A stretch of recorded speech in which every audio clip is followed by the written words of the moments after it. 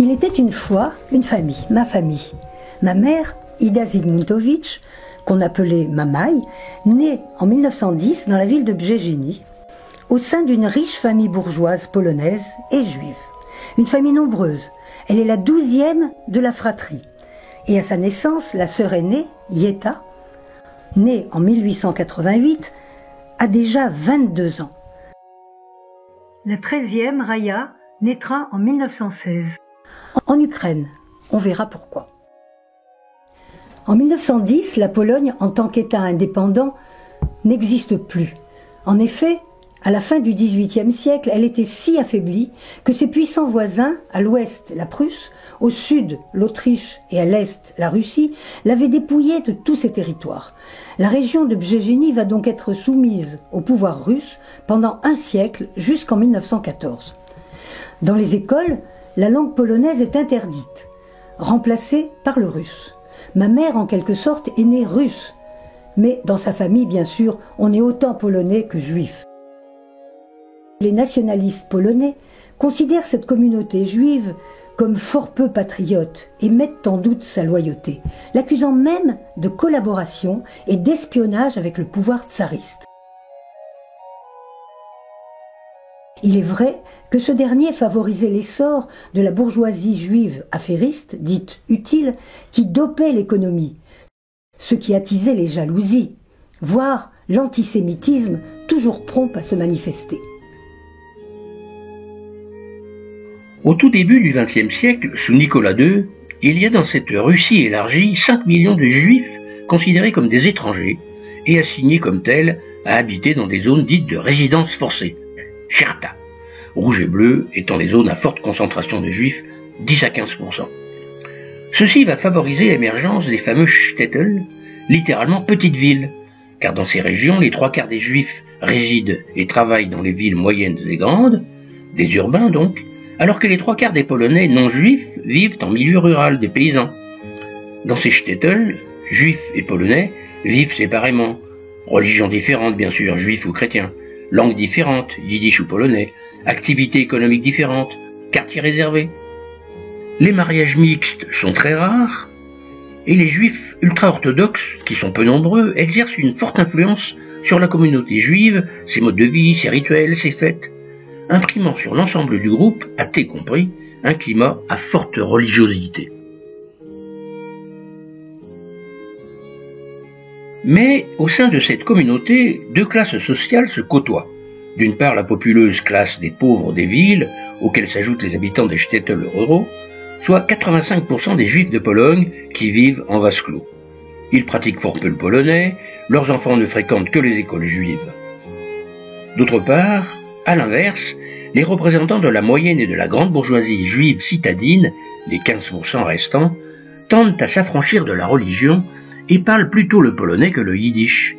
Ils souhaitent leur assimilation dans la société en envoyant leurs enfants dans les écoles polonaises et certains privilégiés, dont le père d'Ida, ne sont même pas astreints à résidence, circulant pour leurs affaires dans toute la Russie et même à l'étranger.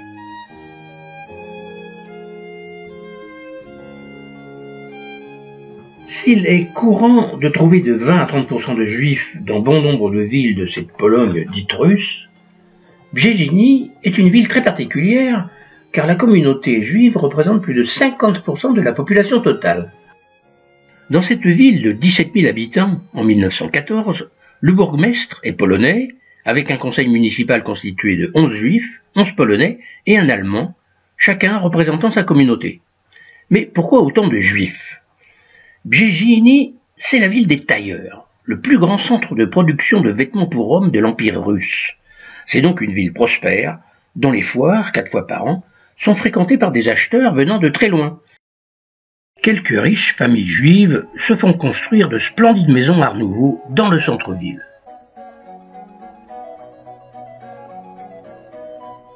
Les débuts de l'industrialisation du textile apparaissent dès la fin du XVIIIe siècle à Brzeziny, ce qui provoque un appel de main-d'œuvre qui vient rapidement grossir la population. Elle va quadrupler de 1830 à 1910. Face à la concurrence de Łódź, la grande ville proche qui fait des tissus bon marché, des firmes, les magaziners, ou ateliers de couture se multiplient à Bjeziny pour fabriquer des vêtements de meilleure qualité qu'à Łódź. Le système fonctionne ainsi. La firme, qui tient en main les circuits de vente, achète les rouleaux de tissu, les doublures, les boutons nécessaires à la fabrication et impose les types de modèles aux maîtres tailleurs qui travaillent dans les boutiques de la ville ou à la maison. Chaque tailleur se spécialise, qui le pantalon, qui la veste. Ils apportent à la firme le travail fini chaque vendredi après-midi et sont payés à la tâche. Dans les ateliers, les horaires sont démentiels pour le tailleur, sa famille et ses ouvriers. 15 à 16 heures par jour. Le repas des ouvriers se prend à leur place de travail sur la machine à coudre même. Ils sont payés à la pièce 2 roubles et font 12 pièces par semaine. Les firmes sont donc les donneurs d'ordre pour tous ces tailleurs qui leur sont associés et elles tiennent le marché, vers Varsovie et beaucoup pour l'exportation vers la Russie. On fabrique des vêtements chauds en tissu épais, de la cheviote, c'est la laine de mouton, des pilkas, sorte de veste qui descendait jusqu'aux genoux et qui étaient exportées par wagons entiers vers la Sibérie, la Mandchourie et même la Chine, en ajoutant 10% de soie que les Chinois envoyaient de chez eux. On produit aussi des châles, des tapis de selle très réputés, des costumes de flanelle, etc. Ces industriels, les magasiners, engagent donc de gros capitaux, stockent la marchandise, contactent les gros acheteurs. Ils inventent même vers 1880 le système du billet à ordre, une reconnaissance de dette, qui évite de payer directement en liquide. Mais ils prennent des risques, trop pour cette économie encore fragile, si bien que vers 1895, une série de faillites liées à de mauvais payeurs affaiblit toute la chaîne industrielle. Seules quelques firmes, qui ont un solide capital et une comptabilité saine, vont tirer leur épingle du jeu. Notamment la firme Zygmuntowicz et Schattenberg, qui s'enrichit à tel point qu'en 1908, ils ouvrent leur propre banque. Quand ma mère naît en 1910, elle est donc la fille d'un riche banquier, mais pas pour longtemps. À la génération précédente, mes arrière-grands-parents maternels étaient manifestement des bourgeois cossus qui fréquentaient les villes d'eau, comme ici, à Wiesbaden, où l'arrière-grand-père et sa fille, ma grand-mère Reisla, se font photographier. Mes grands-parents, les Zygmuntowicz, étaient donc des juifs particulièrement aisés, habitant une très belle maison. Mon grand-père, Manuel, était avec son frère à la tête de l'entreprise et se rendait fréquemment en Russie, à Saint-Pétersbourg ou à Moscou, nanti de son droit de libre circulation. Ma grand-mère Reisla, une femme très pieuse, qui selon la loi juive où toute femme mariée doit cacher sa chevelure, avait le crâne rasé et portait perruque. Elle avait été mariée à 16 ans. Pas moins de 13 enfants vont naître de cette union. Les 3 sœurs aînées, Yeta, Genia et Bella, respectivement en 1888, 1889 et 1892, suivies de 2 garçons, Jonas et Yossif, en 95 et 98. Puis, toujours au même rythme, au début du siècle nouveau, successivement Regina, 1900, David en 1903, Janek en 1905, Ania en 1906, Moniek 1907, et enfin les 3 petites dernières, Małgosia en 1909, Ida en 1910 et Raya en 1916. L'histoire, avec une grande H, va déferler sur cette famille dont les membres vont connaître des destins tragiques ou hasardeux, tissés de déboires et de coups de chance. Les caprices et les faveurs du sort jouant à plein dans la vie de chacun. Ida a donc 4 ans quand éclate la Première Guerre mondiale.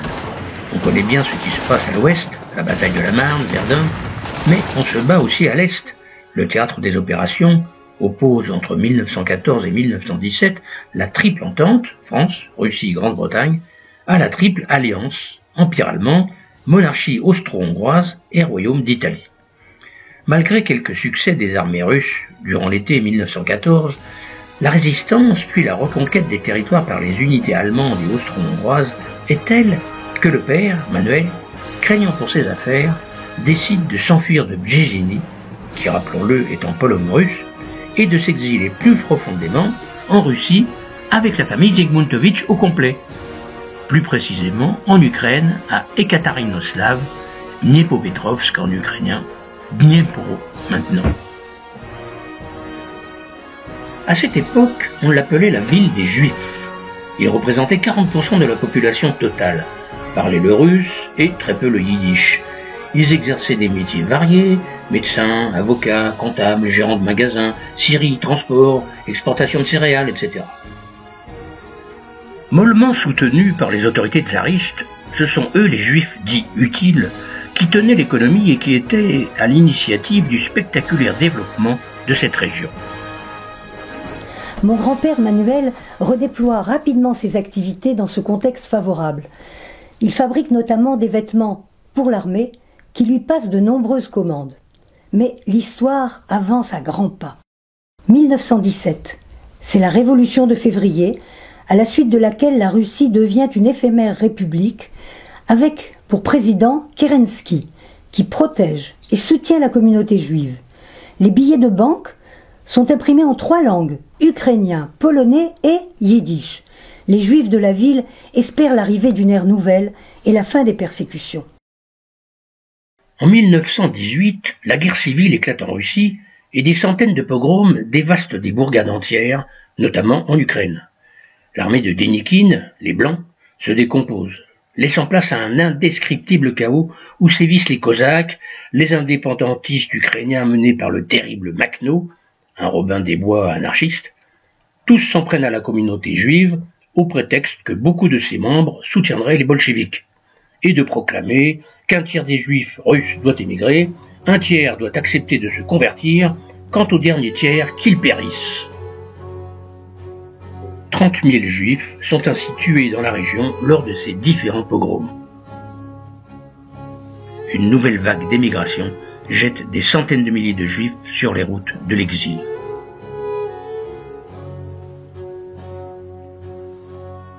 Finalement, en 1921, les bolcheviks de Lénine, les Rouges, prennent le dessus en conquérant l'Ukraine et la Biélorussie. L'URSS s'installe dans ses nouvelles frontières. Le communisme de guerre impose alors des réquisitions radicales. Récoltes et cheptels sont confisqués au profit des habitants des grandes villes. C'est le début de la première grande famine soviétique accompagnée d'une épidémie de typhus. Les Juifs les plus aisés, qui avaient réussi à traverser ces années terribles, vont alors être pressurés. Leurs magasins ou leurs entreprises sont nationalisés, beaucoup vont partir, car dès 1921, ils obtiennent l'autorisation d'émigrer et de retourner dans leur pays d'origine, voire plus loin, en Palestine, mais beaucoup aux États-Unis d'Amérique.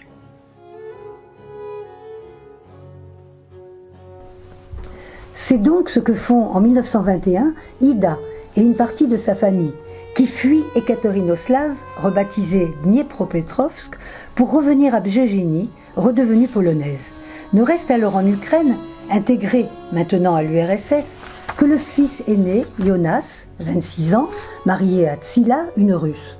Ils habitent la ville de Youjovka, Donetsk à présent. En plein hiver, mon grand-père Manuel et sa famille prennent donc le train. Les voyages dans ces périodes troublées sont terriblement dangereux. Le train s'arrête parfois plusieurs jours en rase campagne et des pillards ou des gens affamés assaillent les wagons. La famille se réfugie alors quelques jours chez des paysans dans une ferme à moitié ensevelie sous la neige. La nourriture vient à manquer, il neige. Le père se décide à partir à travers la forêt pour chercher de quoi manger. Son fils, Yossif, occupé à prier, refuse de l'aider. On dit de lui que c'est un religieux fanatique. Et suite à une méningite, il est resté légèrement handicapé. Par contre, David, qui a 18 ans, accompagne son père. Ils partent vers le village et tombent sur une bande de brigands, libérés par les bolcheviks des geôles russes, qui les dépouillent de leurs biens et les assassinent froidement. On jettera leurs corps dans la fosse commune.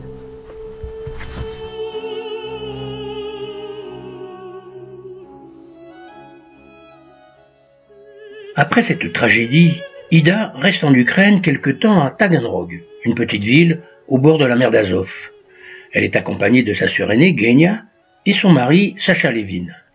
Celui-ci, ne pouvant plus exercer son métier de pharmacien, eu égard aux quotas appliqués par les autorités russes, va dès l'année suivante émigrer en Argentine, où Genia le rejoindra rapidement. Elle accouchera en octobre 1923 d'Emilio, qui plus tard épousera Rosita, qu'on retrouvera à Buenos Aires en compagnie de sa fille Eugenia, notre petite cousine.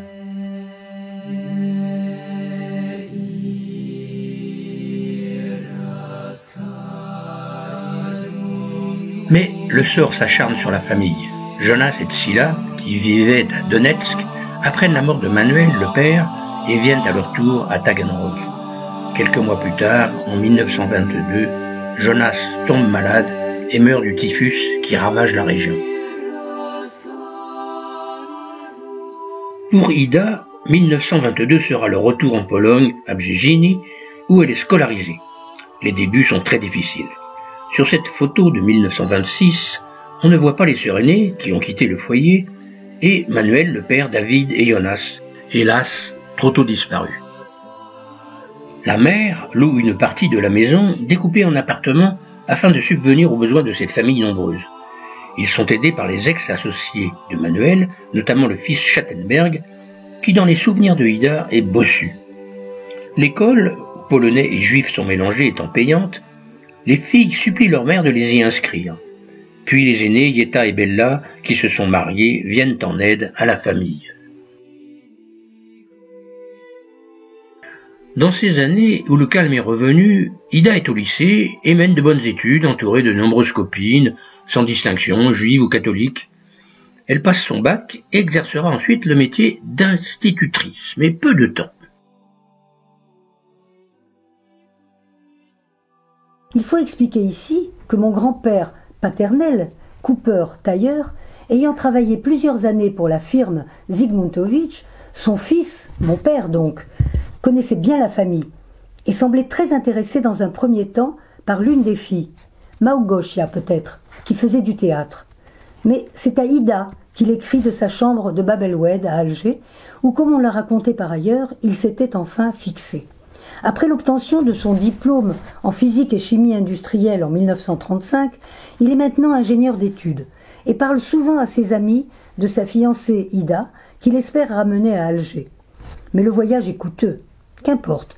En 1935, il s'engage comme marin à bord d'un 3-mâts, l'Elenka, qui, appareillant d'Alger, remonte en 4 mois l'Atlantique Nord, puis la Baltique jusqu'à Danzig. Il file à Brzeziny pour se marier avec Ida le 18 juin 1936.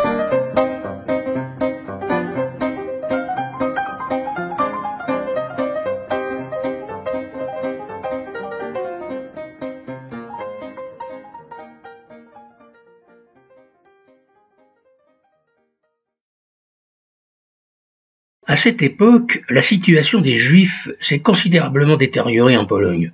Pogrom de Pszczyk, boycott des magasins, appauvrissement de la communauté, beaucoup de Juifs émigrent à nouveau, c'est la chance de Ida. Les jeunes mariés quittent définitivement la Pologne et filent vers la France. Mais faute d'argent, chacun à sa manière. Ida en train et Heniek en bicyclette. Ils prennent le bateau et se retrouvent à Alger. Naissance de Sacha en décembre 1937. Après la naissance d'Eva en janvier 1944, Heniek étant recruté comme chimiste ou houillère de Canadza, la famille part dans le sud saharien, séjourne d'abord à Bidon 2 quelque temps, puis à Kenadza même, qu'ils quitteront en 1948 pour permettre à leur fils Sacha, malheureux interne en 6e au lycée Ben Aknoun d'Alger, de se retrouver en famille. Dès l'été 1940, plus aucune nouvelle n'arrive de Brzeziny. Mon père et ma mère sont, j'imagine, terriblement anxieux. Dans leur Algérie lointaine, ils sont incapables d'imaginer la folie nazie qui déferle sur la Pologne. Que s'est-il passé à Brzeziny? Qu'est-il advenu du reste de la famille? Cette famille inconnue pour moi. J'ai à peine 1 an en 1945, à la fin de la guerre. Pour les Juifs polonais, l'atmosphère devenait irrespirable. Dans les universités où les Juifs mieux préparés, mieux scolarisés constituaient le tiers des étudiants, on avait introduit un numerus clausus semi-officiel leur interdisant certaines spécialités. Les jeunes des milieux favorisés pensaient tous à émigrer, les adultes hésitaient, les plus pessimistes s'en allaient, ce qui les sauvera. Regina, la 6e de la fratrie, était partie quant à elle en Argentine dès 1930 rejoindre sa sœur Genia. Ida part, on l'a vu, en Algérie en 1936.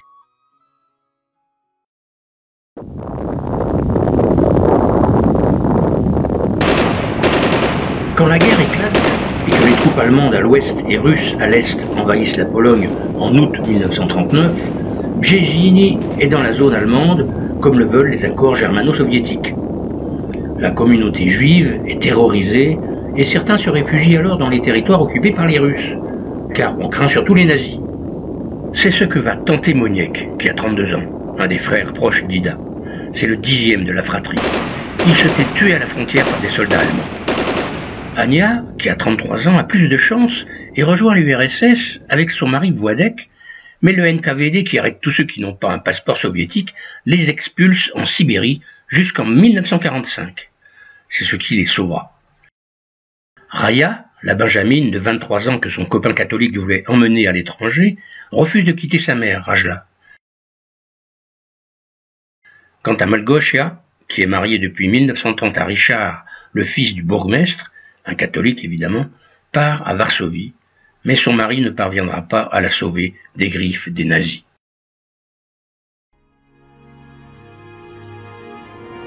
À Brzeziny, la terreur nazie va frapper la communauté juive de plein fouet. Dès septembre 1939, les biens des juifs sont spoliés et le travail forcé leur est imposé, notamment pour la construction et le pavage des rues.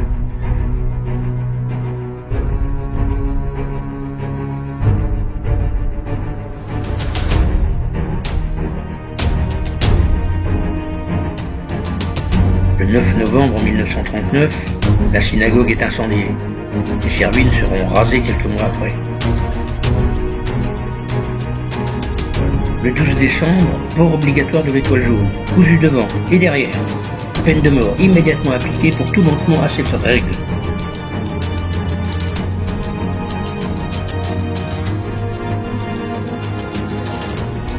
On salue les nazis sous peine d'être battus.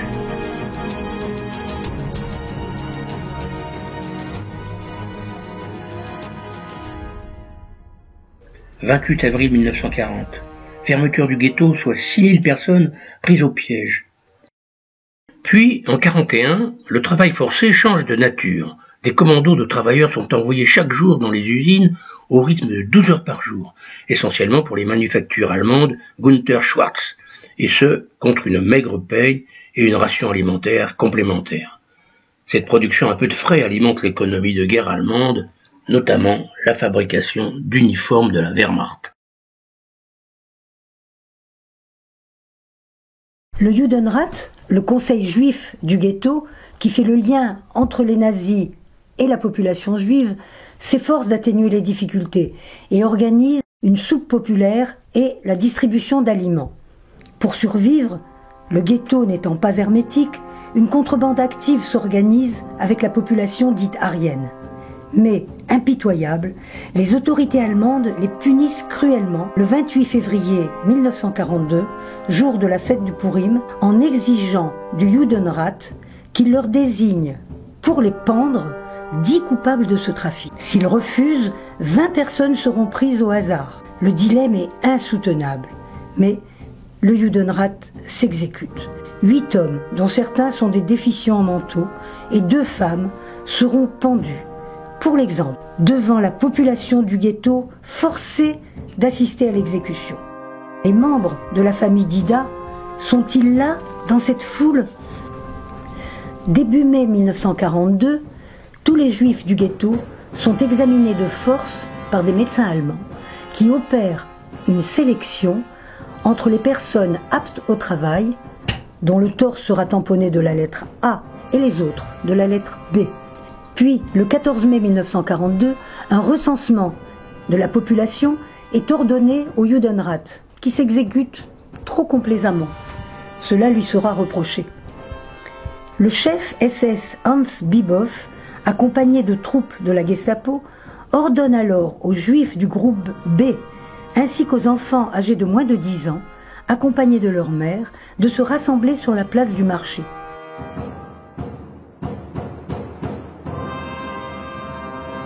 The mothers had to bring the children to that place. If they gave an order, we had to obey the order. Otherwise, if they were trying to kill everybody, came and they took all the kids, all the kids that.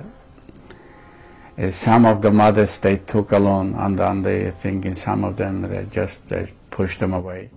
I went to the attic of our apartment where we lived, and there was like a hole to look out, and my uncle was looking out, and he started to cry. My uncle David, he had a little girl, 6 years old. His name was Layla, and he says, "I'm never gonna see my Layla again."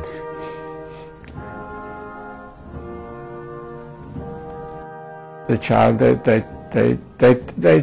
they threw her on a truck. There were 2 trucks, and the rest are horses and wagons. They put them in.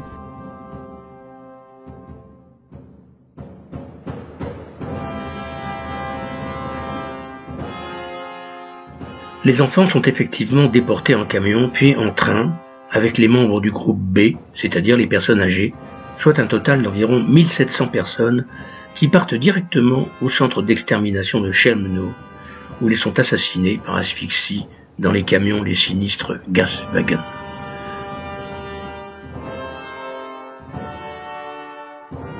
Manek, le plus jeune des enfants de Janek, un des frères de Ida, a vraisemblablement subi ce sort. L'action, c'est le nom donné par les nazis, se poursuit les 18 et 19 mai. L'essentiel de la population juive, soit environ 4000 personnes, part à pied jusqu'à la gare de Galkovec pour être déporté vers le ghetto de Łódź dans 3 convois ferroviaires. We took whatever we could carry. Not carry, actually. We got dressed. I got dressed in triple slacks, what I had, and 2 jackets, you know. And they told us whoever wants to go on a wagon should go on a wagon with horses, and whoever wants to walk should walk. So we felt sorry for my mother, you know. We all talked her in to go on the wagon. And my father and all of us were marching to the train station. Was about 10 kilometers, 8 kilometers away from us. We didn't see my mother no more. What happened is whoever went on the wagon, they took in a separate train and they shipped them off right away to the Geschenke, right away. Was Chelmno. À Brzeziny, 300 juifs restent sur place pour nettoyer le ghetto. Ils sont ensuite exécutés le 22 août suivant. Hans Bibov peut être fier, la ville est maintenant Judenrein, libre des juifs. Maigre consolation, cet impitoyable chef SS, caché en 1947 sous un faux nom à Brême, sera retrouvé, jugé à Łódź même, puis pendu. La famille d'Ida a donc suivi ce terrible itinéraire. Quand ils arrivent en mai 1942, les conditions de vie au ghetto de Łódź sont épouvantables. Des 160 000 juifs enfermés en avril 40, il n'en reste que 90 000 en mai 42, après les différentes sélections, les vieillards, les malades et les enfants surtout, qui sont envoyés directement à Chelmno. La mortalité dans le ghetto est énorme, du fait des maladies, le typhus, et la famine sciemment orchestrée par les nazis. Fondé sur le travail forcé qui conditionne l'accès à des rations alimentaires misérables, ce ghetto est un centre industriel important, approvisionnant l'Allemagne nazie et la Wehrmacht de toutes sortes de fournitures. Ironie du sort, sa remarquable productivité lui a permis de subsister jusqu'en août 1944, date à laquelle le ghetto fut vidé des 60 000 personnes encore en vie qui furent envoyées à Auschwitz-Birkenau, où les 3/4 périront dans les chambres à gaz, puis réduites en cendres dans les fours crématoires. Le ghetto de Łódź fut ainsi le dernier ghetto de Pologne à être liquidé. Des 200 000 personnes qui passeront par ce ghetto, seuls 10 000 survivront. pour la seule ville de Brzeziny, on comptera 260 survivants sur les 6000 juifs entrés au ghetto en 1941. La famille de Ida a été décimée. En rouge, l'année, souvent approximative, de la disparition des différents membres de la famille. Le tableau d'ensemble est terrible. Le père est donc mort dans les forêts d'Ukraine avec son fils David en 1921, ainsi que Jonas qui meurt du typhus.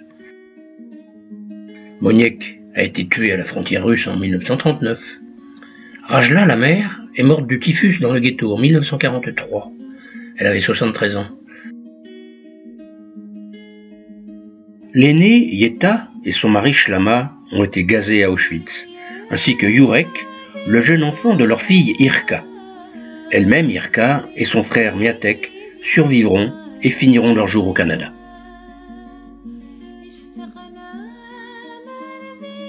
La liste de toutes ces personnes assassinées dans les camps d'extermination se retrouve dans les recensements méticuleux du site Yad Vashem consacré à l'Holocauste. Ici, l'affiche de Bella, la troisième grande sœur. Elle et son mari Abraham mourront au ghetto. Leurs 2 enfants survivront, mais si Milek part en Israël sur Exodus en 1946, Nella, qui a contracté la tuberculose dans les camps, meurt en 1947 en Suède. Yannick et sa femme Bertha, dont leurs 2 enfants sont peut-être disparus dès mai 1942, meurent dans le ghetto. Ainsi que Raya et Malgosia. Genia, on l'a vu, est partie dès 1923 à Buenos Aires et sa sœur Regina l'y a rejointe en 1930. Anya et son mari, Władek, reviennent vivants en 1945 du fin fond de la Russie via Samarcande et s'installeront en Allemagne puis à Paris avec leur fille Rose. Quant à Ida, son mariage avec Reiniek et leur départ en Algérie en 1936 les a bien sûr sauvés, bien que en 1941-1942, des menaces planaient car Pétain, qui avait annulé le décret Crémieux, réclamait le recensement et le parquage en camp de tous les juifs d'Algérie. Mais le débarquement des Américains à l'automne 1942 stoppera les ardeurs des vichistes. Pour Ida et Reiniek, sans aucun contact avec leurs familles respectives depuis plus de 4 ans, la fin de la guerre et la défaite de l'Allemagne nazie lèvent chez eux l'espoir fou d'avoir enfin des nouvelles.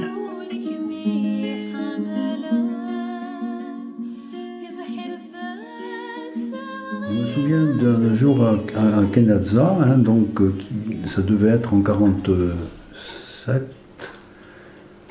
et alors je ne me souviens pas de l'arrivée de quoi que ce soit, mais je me souviens que papa et maman avaient l'air vraiment très affectés, très touchés, et dans la journée, ils sont restés dans leur chambre couchés, l'un à côté de l'autre, et nous, on ne savait rien. Enfin, Eva était toute petite, et moi, je ne savais rien, mais j'ai quand même un peu deviné, parce que les enfants, ça devine avec n'importe quel petit signe.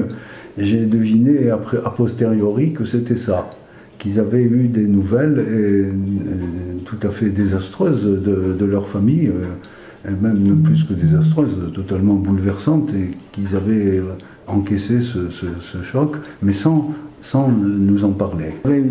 En fait, ils ont complètement jeté un voile sur toute cette histoire, en fait.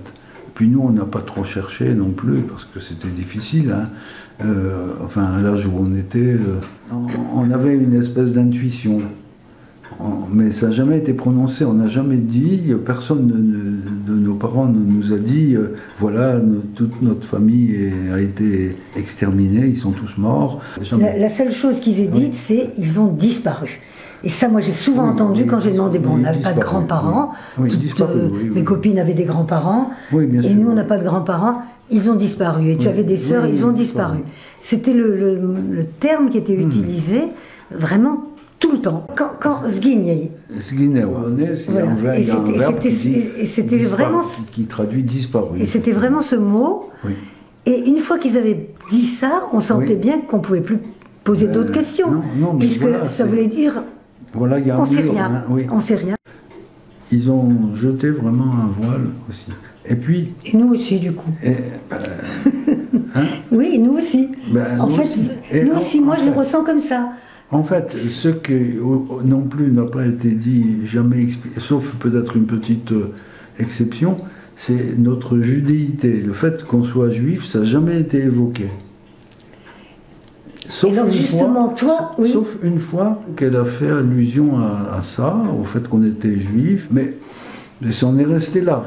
Mais après, plus jamais on en a entendu parler. Alors moi, à ce moment-là, je ne me rappelle pas du tout, mais si tu avais 10 ans, moi j'avais 4 ans, donc c'est normal. J'étais avec elle et on marchait dans la rue aussi, et c'était aussi vers cet âge-là, parce que les filles de ma classe, elles allaient au catéchisme, et elles faisaient leur communion.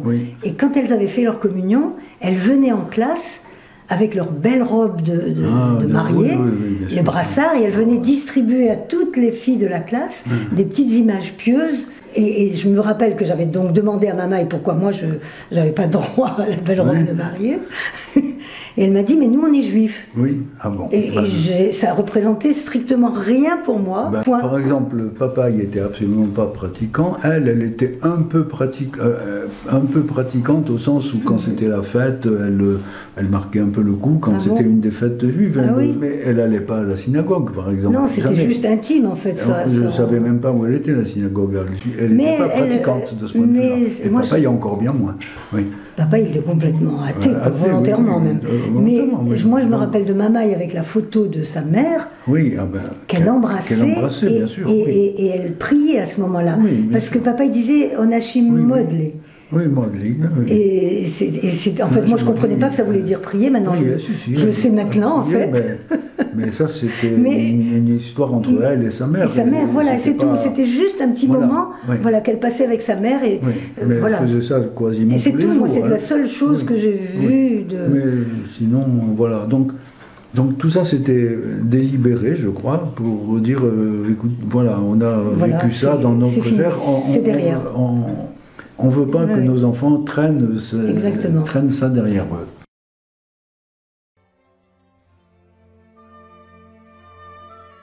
Ces monstrueuses tueries datent maintenant de plus de 80 ans. 2 générations sont passées. Chez les Zygmuntowicz, la dernière de la fratrie à s'éteindre, Ida, est morte centenaire en 2011. À présent, les traces de cette histoire s'éloignent chez les descendants de la génération suivante qui se connaissent à peine et sont éparpillés dans le monde entre l'Argentine, le Canada, l'Écosse, la France, Israël, l'Ukraine même. Seules 2 stèles dressées dans le cimetière de Łódź portent témoignage. L'une au nom de Rajla, déposée par sa fille Ania et son mari, l'autre déposée par Mietek au nom de sa mère, Yetta, son père, Shlama, et leur petit-fils, Jurek. De cette famille disparue, ma famille fantôme, ne nous reste que les photos pieusement conservées par les membres de la famille partis avant la guerre. Là, c'est les photos de ma grand-mère. Là. Je les avais appelées comme ça, bien sûr. Mamaï, qui s'isolait tous les jours dans sa chambre, l'embrassait. On voit ici la trace des lèvres sur le papier jauni.